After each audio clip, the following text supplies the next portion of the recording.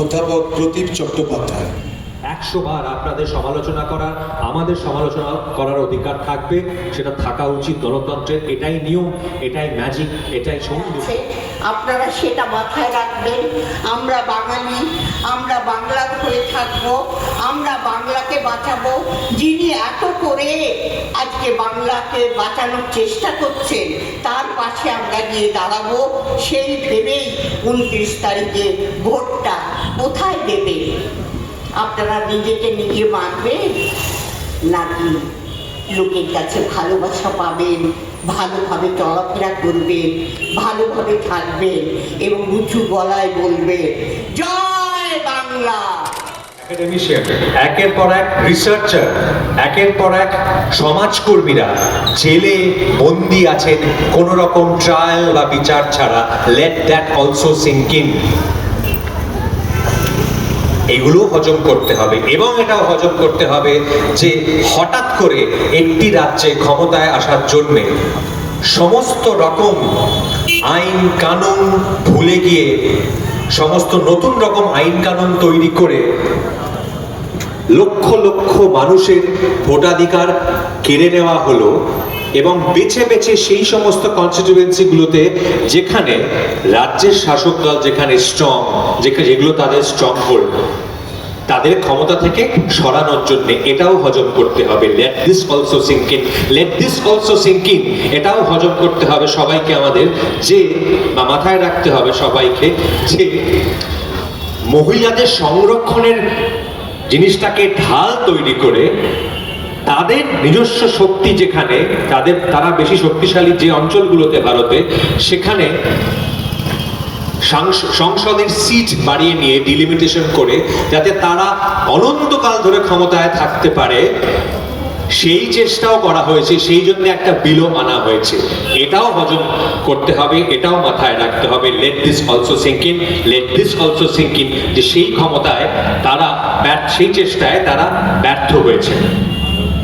তাই জন্যে বলছি যে আজকে আমার বিশ্বাস যে 4ই মে, 4ঠা মে বা 5ই মে যখন ফলাফল বেরোবে, তখন বাংলার মানুষ বলবেন বা দেখাবেন বা জানাবেন সারা ভারতবর্ষকে যে এই কথাগুলো তারা মাথায় রেখেছেন, তারা হজম করেননি চুপচাপ, তারা মাথায় রেখে তাদের জনাদেশটা দিয়েছেন। 100 বার আপনাদের সমালোচনা করার, আমাদের সমালোচনা করার অধিকার থাকবে, সেটা থাকা উচিত গণতন্ত্রের। এটাই নিয়ম, এটাই ম্যাজিক, এটাই সৌন্দর্য, এটাই বিউটি।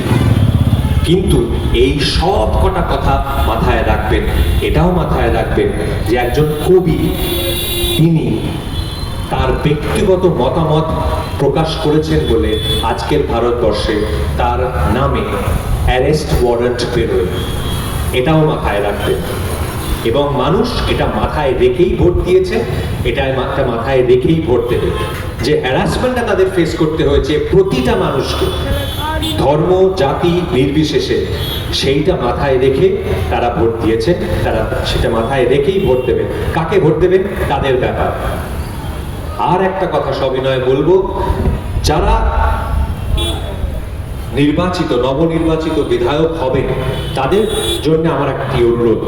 আমি সেই সব মানুষদের প্রথম কথা বলি, আমি রাজ্যের প্রধান বিরোধী দলের বিধায়কের কথা বলছি না, যারা ক্ষমতায় আসবেন বা যারা নবনির্বাচিত হবেন তাদের কথা বলছি, এবং তাদের কথা বলছি যারা সুযোগ বুঝে আজকে এটা কালকে ওটা পরশু ওটা করেন না, যাদের মধ্যে গণতন্ত্র, মানুষের রায় সম্বন্ধে ন্যূনতম যাদের শ্রদ্ধা এবং ভালোবাসা আছে, আমি তাদের কথা বলছি। তাদের উদ্দেশ্যে আমার একটি বিনীত অনুরোধ, আগামী 5 বছর এমন কিছু করবেন না বা একটু নজর রাখবেন যাতে আপনাদের কিছু কিছু কাজ তুলে নিয়ে যেন গোটা রাজ্যটার ওপর এই আক্রমণটা না করতে পারে কেউ। এইটা খুব জরুরি। আমরা যেরকম ওই সমালোচনাটা করব, তেমনি আবার এই জিনিসটা আমাদের মাথায় রাখতে হবে। সুযোগ যেন আমরা না করে দিই বারবার। আমরা সুযোগ কাউকে করে দেব না। সুযোগ করে দেওয়া মানেই কিন্তু জমি ছেড়ে দেওয়া। কেননা বাংলার মানুষ কিন্তু বলছেন এবং বলবেন, বিনা যুদ্ধে নাহি দিব সুচাগ্র মেদিনী।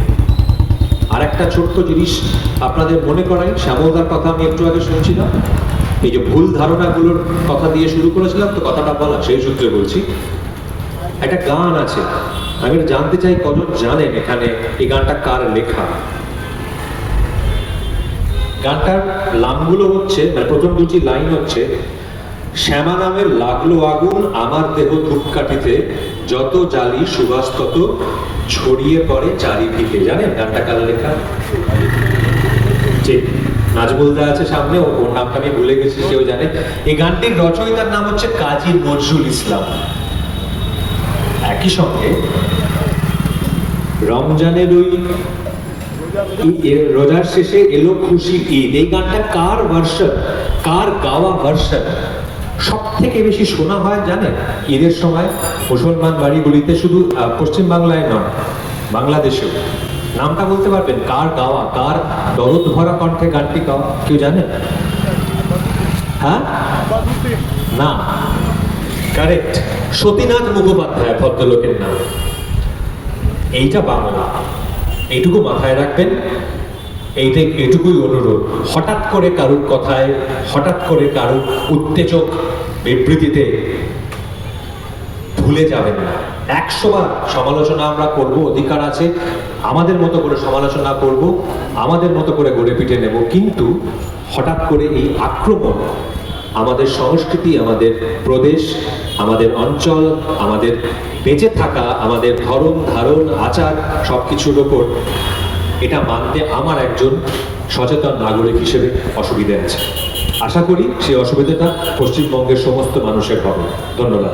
আপনারা একটা জিনিস আপনাদের মাথায় আছে যে আমরা বাঙালি, আমরা বাংলা ভাষায় কথা বলি, আমরা বাংলা বই পড়ি, আমরা বাংলায় গান করি, আমরা বাংলা, আমরা বাঙালি, আমাদের বাংলা।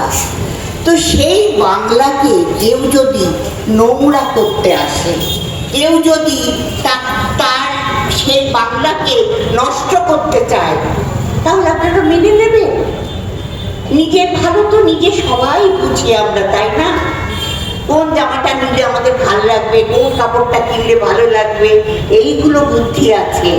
তাহলে আমরা এইটা বুঝবো না যে আমরা বাঙালি, সেই বাঙালিকে অপমান করে আজকে অন্য, আমি কারো নাম করে বলবো না, এসে আমাদের বাংলাকে বিধ্বস্ত করবে, এটা কি করে আপনারা মেনে নেবেন? আর 4 দিন বাকি, বেশি কথা বলে বেশি মাথা কামিয়ে লাভ নেই।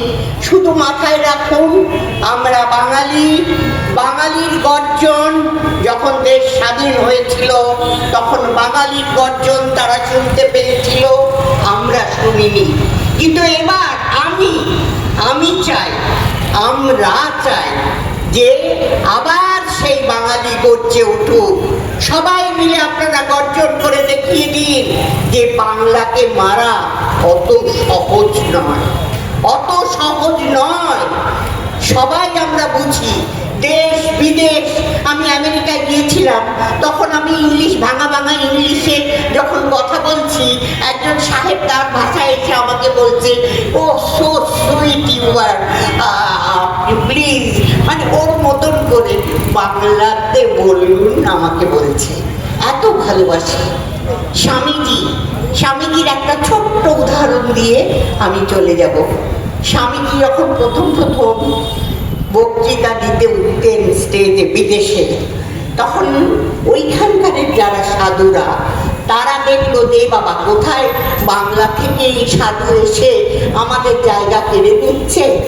তখন খুব মানে সেই পায়ে পা লাগিয়ে ঝগড়া করতো না, কিন্তু ওই স্বামীজির পেছনে ভীষণভাবে লেগেছিলেন ওনারা। তো এইরকম একটা স্টেজে বিবেকানন্দ বক্তৃতা দিয়েছেন, আরেকজন বক্তৃতা দিচ্ছেন, তারা বলছেন যে যিশু খ্রাইস্ট, বাইবেল, গড, এই প্রত্যেকটা জাতি, মুসলমানদের কোরআন শরীফ, যে এইরকম বলে বলে বলে বলছে বাঙালির কথা কিছু বললো না, ধর্মগ্রন্থ কিচ্ছু বলেনি। কিছুক্ষণ পরে বিবেকানন্দকে, স্বামীজিকে ডাকা হয়েছে।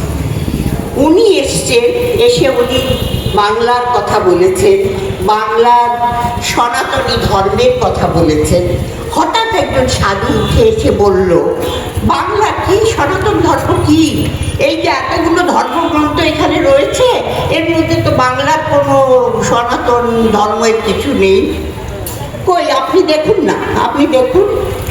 তো বিবেকানন্দ গেলেন, একজন ভদ্রলোককে ডেকে একটার পর একটা বই ওখানে থেকে তোলা হলো।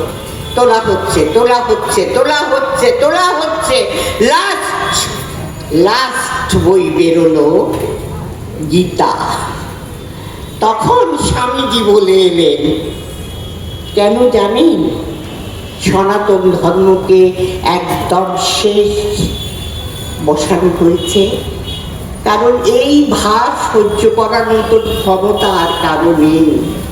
এই সনাতন ধর্মের এই গীতায় আছে, সেই জন্য তাকে ওই চেপে লাস্টে রাখা হয়েছে। ব্যাস, আর আমার কিছু বলার নেই।